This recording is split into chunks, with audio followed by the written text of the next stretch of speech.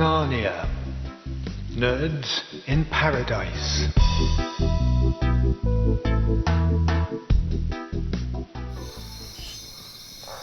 One sleepy Saturday afternoon, Larry Lemming was spending a happy hour zapping sleepy flies with a rubber band. Larry was relaxing after a bone-shaking morning, using Diggybeat's patented power shovel to scrape wicked weeds off Manta Ray Bay Resort's footpath. To show a little goodwill, the Diggybeat team took it in turns to do a few household chores around the resort, and this time it had been Larry's turn to clean up the weeds.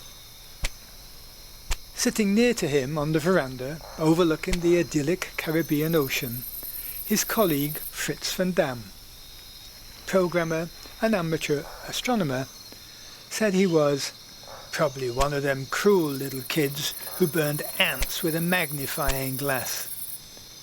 Larry responded, "Well, with the level of sunshine we get here in Banania, we could have burned all them weeds off long ago, rather than doing all that scraping stuff."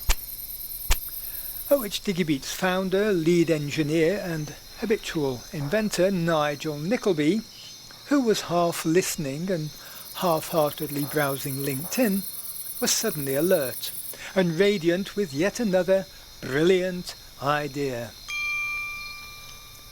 How about a set of mirrors that would focus the sun's rays into a flat, concentrated spread for precision weed burning?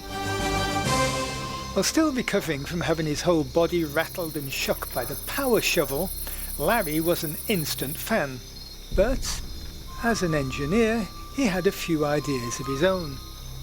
Tell you what, how about having more mirrors to point the beam upwards and spread it out wider like and make a solar-powered barbecue grill?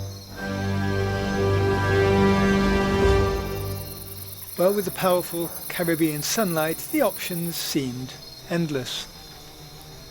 The problem was that bouncing light off a few mirrors was notoriously inefficient. But Fritz van Dam, being an avid amateur astronomer, as we mentioned, understood that if you had an array of hexagonal mirrors and analysed the light that hid them, then tweaked their exact positions to concentrate the light, you could make the whole thing significantly more efficient. The Webb telescope currently floating around in space was based exactly on that principle.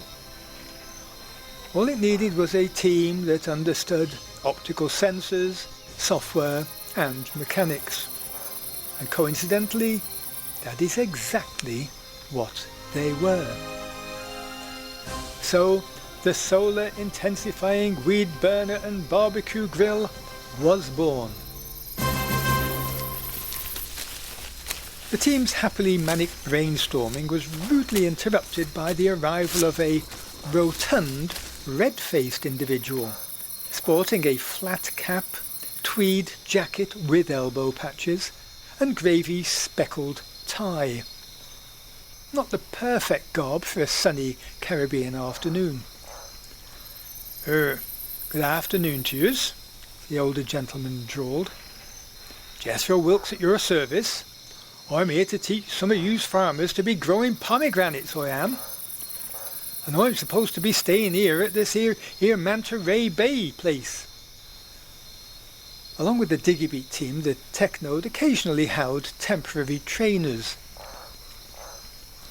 Normally these were recently retired experts who took time out at their own expense to visit the island and share their wealth of knowledge with local businesses, farmers, or whomever could benefit from a lifetime of serious expertise. Well, nobody felt it prudent to tell the newcomer that pomegranates were growing profusely all over the island without any help whatsoever. So they simply bade him welcome, pointed him to the apartment reserved for visiting trainers, and told him what time dinner would be. After he'd wandered off, the team resumed brainstorming. But this, of course, was Diggybeat, a band of incurable nerds who were never satisfied with letting a good idea just live its own good life. They simply had to keep poking at it until it metamorphosed from a potentially efficient and useful device into something unwieldy, unpredictable, and potentially deadly. Dr. Frankenstein would have fitted into this team perfectly. Jethro Wilkes, meanwhile, had found his apartment and checked under his bed in case exotic wild animals were hiding there, especially of the reptilian variety, of which he was deadly scared. The rest of the afternoon found him erecting a mosquito net, checking that the doors and windows were all properly reptile-proofed. He wanted no uninvited guests in the middle of a tropical night, thank you. You just never did know in these foreign parts. Well, arriving at dinner, Jethro looked with suspicion at the food set before him, made with care and a significant amount of skill by Jemmy Dobson, much revered resident cook. I'm sorry to be sure, but I ain't about to be eating no funny food. I brought along my own supplies, so if you be good enough as to just warm one of them up a bit, my good woman, said Jethro, handing Jemmy a ready-made meal in a tin. There was a deathly hush in the room as Jemmy huffed, puffed, and departed to her kitchen to do battle with the offending culinary crime, mumbling, "Good woman indeed." Now feeling a little more at ease about his forthcoming feast, Jethro looked around the room and spotted the director's secretary, Lily Dobson, near the drinks table, pouring herself a cup of coffee. With a very loud psst and a snapping of fingers, Jethro got Lily's attention and demanded a cup of tea, if she please. Then, when she reacted with some surprise, he emphasized in slow, loud English, "White with 2 sugars, please." Then, in an attempt to befriend the Diggybeat team, Jethro launched into a list of his concerns about staying on the island, among which he declared his dread and abhorrence of slimy reptiles. This led to a certain amount of scuffling among some members of the team as they attempted to conceal Slow Joe, Paige Payne's pet python, whose tail was poking out beneath her chair. Some days and a significant poking around later revealed to the Diggybeat team that focusing the beam of sunlight down to a few millimeters diameter significantly increased both its burning power and its distance, so that it resembled an almost invisible laser beam. This had the interesting characteristic that the person operating it couldn't actually see where the beam was pointing, and it was so narrow that they couldn't see what it was burning until whatever it was had been well and truly burned all the way through. On its first real test, several young trees were almost instantly reduced to a mere stump of their former selves. And Manta Ray Bay Resort's front gate had a similar fate, which remained unnoticed until someone leaned on it and its precisely detached top slid off and clattered to the ground. It just so happened that it was at that precise moment that Bobby and Robbie, the American secret agents, decided to do a surveillance drive past Manta Ray Bay Resort, while taking care not to bring attention to themselves. They were driving the island's least favourite rental car, a Mini, which was only ever rented out to innocent tourists due to its boasting a matte black roof, which turned the car into an oven whenever the sun shone, which was each and every day. Both agents attempted to reveal as little of themselves as possible by turning up their collars, wearing very dark sunglasses, and sliding as low as possible down in their seats.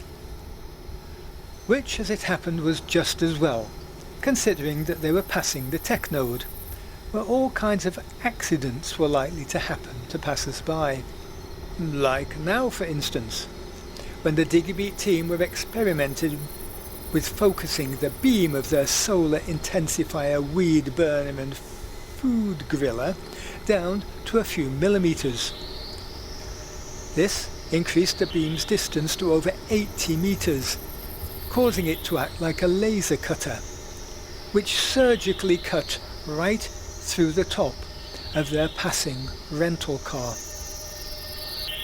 Bobby and Robbie, the agents, were so intent on not being observed that they failed to notice the slight sizzling sound, and attributed the faint burning smell to one of the many primitive things this island was capable of.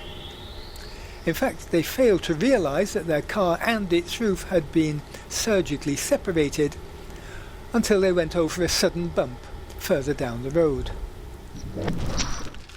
Now, Larry Lemming was approaching on his bike from the other direction when the agent's car went over the aforementioned bump and rounded the bend. He was just in time to see the roof lift off the car and gracefully glide over to the nearby swamp, in which it landed with a satisfying plump.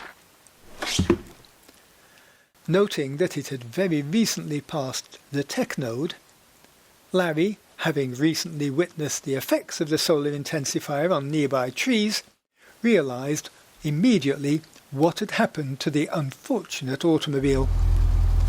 For their part, Bobby and Robbie simply shrugged at their sudden lack of car roof, believing it to be some kind of automatic feature, and being grateful for the newly acquired flow of air. Before Larry could get to the tech node, though, and return with help to collect the newly liberated roof, quite a crowd had gathered near the swamp's bank. There was great consternation amongst the islanders, who believed that the roof was a protruding part of the island's only black-topped rental car that had driven into the swamp. Oh, nobody could survive that. And maybe the new Americans had been eliminated. Somebody ought to let somebody know sometime, were the general consensuses. Eventually, though, the crowd lost interest and went away to do whatever they'd been doing before. After a while, Larry returned to the swamp, ably accompanied by Fritz van Dam, some rope, and a couple of Digibeat's patented heavy-duty magnets.